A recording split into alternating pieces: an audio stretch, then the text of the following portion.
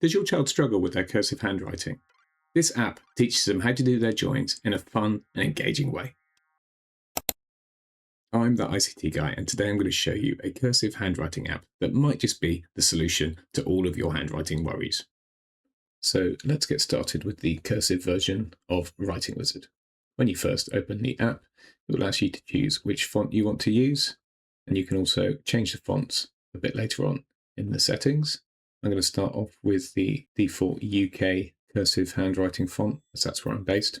And if we click in on the lowercase letters, you'll see that some of them are locked, and that's because this is the free version of the app. If you want to unlock all of the letters, click on one of them. You will have to answer a quick question, and you can see that currently for a price of £5.99, you can unlock everything. And you can pay a little bit less if you don't want to unlock all the features, but only unlock certain parts. Now I have the full version of Writing Wizard Cursive unlocked. You can see when you open up the lowercase letters, they are all unlocked, no padlocks on any of them. So here's what it looks like for the UK default cursive font. And you can see all of the letters have lead ins and lead outs, or entry and exit strokes, depending on what you rather call them. With the letter A here, you can see it traces the lead in and the lead out, and then you trace over that.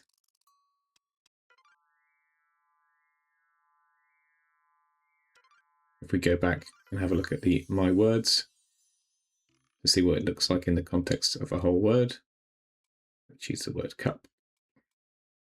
You can see that all of the letters are joined together fluently. You can change some of the settings here if you want to. You can make it a bit thicker, you can make them thinner. I've done a video on how you can make this app easier or harder, and you can check that out on my channel. And as we trace over each letters, they move seamlessly to each one. And there we have the letter all joined up and the word is finished. Now we're going to have a quick look at some of the other fonts that you can use. So to change your font, you click on the settings and you go to font. And here you can see I'm using the UK Cursive. And the next one is a UK Cursive with C Jarman written next to it. And that refers to Christopher Jarman, who did lots of work developing handwriting styles for children. And you can see that there are fewer lead-ins, and lots of the letters have been simplified to make them easier to write. Let's have a look at how that works in the context of a word. And you can see that if we use the same word cup, the letters are still joined together, but there isn't the added complication of a lead in or a lead out.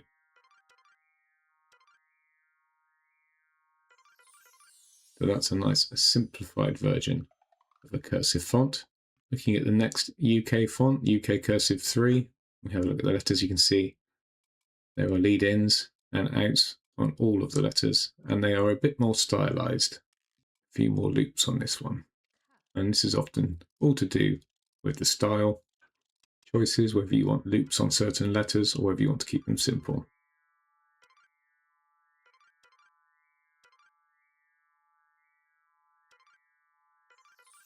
Let's have a look at some of the other fonts. We have the DN Cursive, which stands for Danelian.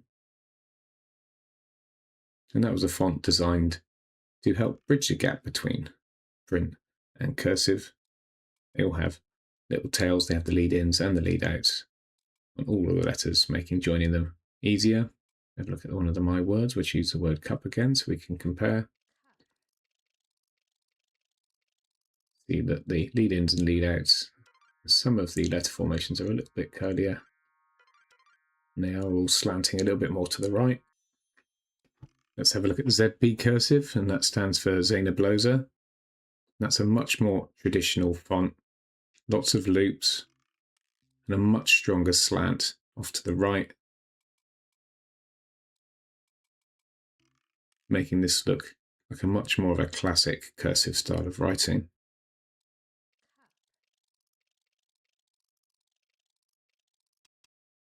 May take a bit more getting used to. I've got the different font effects on here, but you can, of course, change that if you want it to just be a flat effect. And the last font I'm going to look at is the HWT Cursive, which stands for Handwriting Without Tears. And this keeps things nice and simple and clean.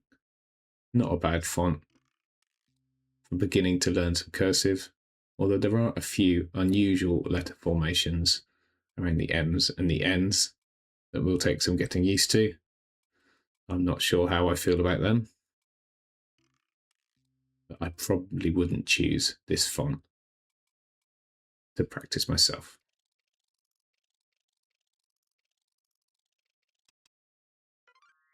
You might look at this and think it's perfect though, so I'm not going to judge too much. So overall, there's lots of choices here. And it doesn't really matter which one you choose for your child to follow. Pick one that you think they will be most comfortable with. If your school or your educational setting is using a particular font, then you should be able to find one that fits it as close a match as possible. So there is one more feature in the settings here, if we scroll down to the bottom, that I think is very important, and this is different than in the regular Writing Wizard app, and that is in others, dot I and J and the end of the T and the X after finishing the word. And this is really important for improving the neatness and flow of your handwriting, that you finish writing the entire word first, and then at the end you would go back and you would dot the I and you will cross the T in the word, and this will help prevent any sort of broken rhythm that you might have for writing or any opportunities to skip letters. It makes it ultimately more efficient for you to work from the beginning to the end of the word. And if you have a look here, we'll see it in practice. As you trace over the letters, you go up the I and carry on. And once you get to the end of the D, only then do you go back and dot the I. Now, as I said, if you want to, you can turn that off, but I do recommend you leave it on. Some of the benefits of using cursive handwriting is it improves the writing flow and the speed. Because the letters are connected, cursive helps children write more smoothly and often more quickly once they've learned how to do it.